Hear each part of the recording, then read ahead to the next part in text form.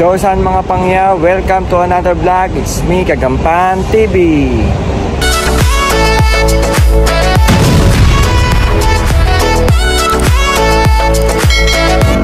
For today's video ay nandito ako ngayon sa pinakasikat at ang pinakamataas na building dito sa buong Macau, ang Grand Lisboa Hotel and Casino. Grand Lisboa is a 47th floor hotel and casino. Ito ay mayroong 430 hotel rooms and suites. Ang casino at restaurants nito ay nag-open noong 2007 at pagkalipas ng isang taon ay nag-open naman ang mga hotel nito. Ito ay pag-aari ni Stanley Ho, isang Hong Kong Macau billionaire businessman. At siya ang tinaguriang Godfather and King of Gambling. Tara mga pangyaw, pasok tayo sa loob para makita natin ang mga gintong decoration sa loob ng Lisboa. Ito ang main lobby ng hotel. Pagpasok mo, ito ang bubungad sa'yo. Dito naman sa right side ang guest lobby. Yan ang decorations nila. Tingnan natin tong isa. Unang-una ang Great Wall of China.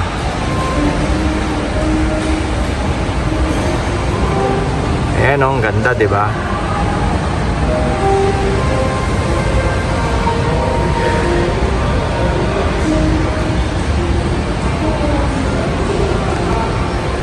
At tapos kapag lumakad ka, dito naman ang kanilang mezzanine at may malaking chandelier.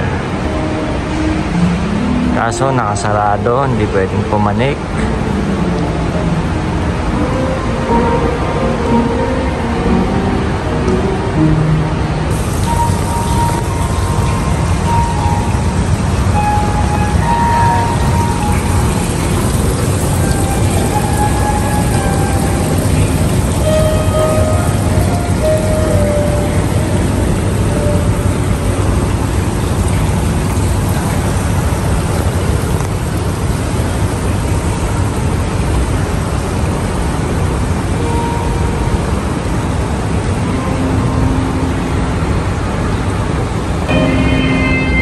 Yan mga pangyaw, yan nakikita nyo. Yan pan-display nila. Yan, lapitan natin. Yan. Lahat yan 100% pure gold, 24K. Lapit pa natin, pakita natin.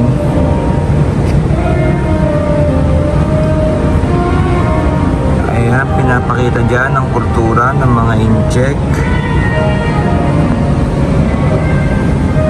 Gold tree, pure gold, 100%, 24K.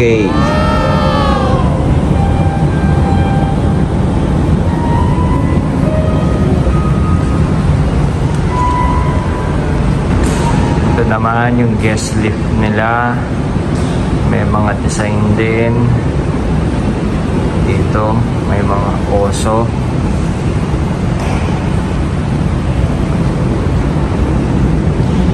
Tapos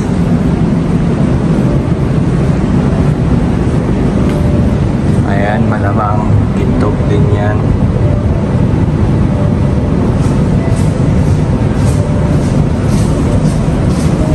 Yan, syempre hindi mawawala si Buddha, diba?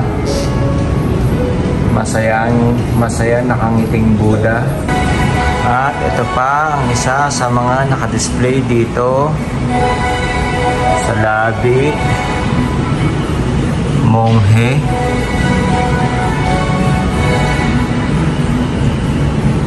Dadasal.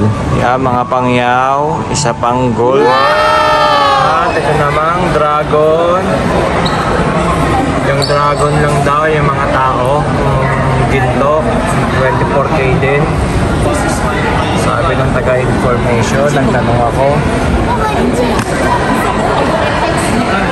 Chinese mahilig talaga sa mga ginto.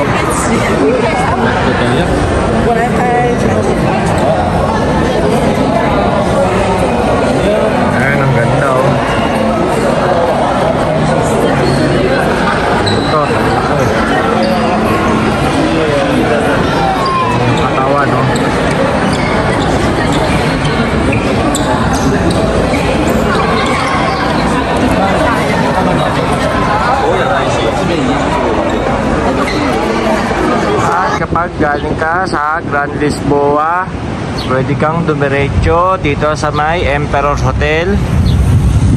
Lakad ka lang dito, tumbukit mo lang yung kanto sa may stoplight, tapos left side, dumiretso dito sa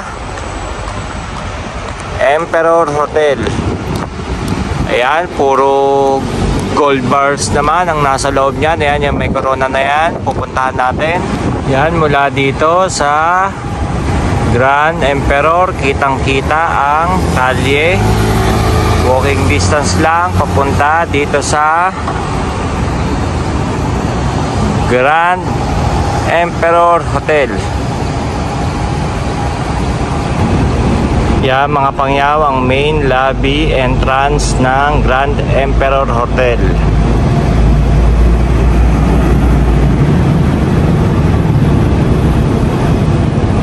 Siyempre papasok tayo sa loob para makita natin lahat ng mga gold bars na naka-display. Yan, sa labas ng Emperor Hotel may naka-display na dalawang karwahe. Dahil maaga pa, hindi natin makita yung mga nakatayong Royal Guards kasi may mga gwardiya dyan na para kang nasa London style. Dyan, pagpasok mo, sasalubong na sa lahat ng mga gold bars. At yan, sa buong lobby ng Grand Emperor Hotel, lahat ng nakikita nyong kulay dilaw ay mga gold bars yan. Paikot mula dito sa harap hanggang doon sa may dulo. Ayan lahat. Ayan, natatakan na kulay dilaw, isa-isa. Gold bars lahat yan.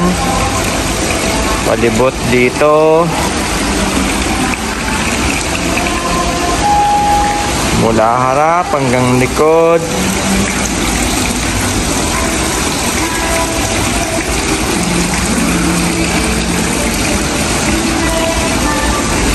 Ayan ang bentahe nila, panghikayat, gold bars sa lobby, sa labas, dito ako sa likod. Ito yung lobby nila. Para talagang nasa Europe. Emperor na emperor ang dating mo. Yan ang mezzanine. Tapos guest lobby. Yan. Tapos may dalawang panghari at reyna. Yung emperor talaga ang dating. At dito nga sa gilid ng main lobby matatagpuan ang information sa mga gold bar.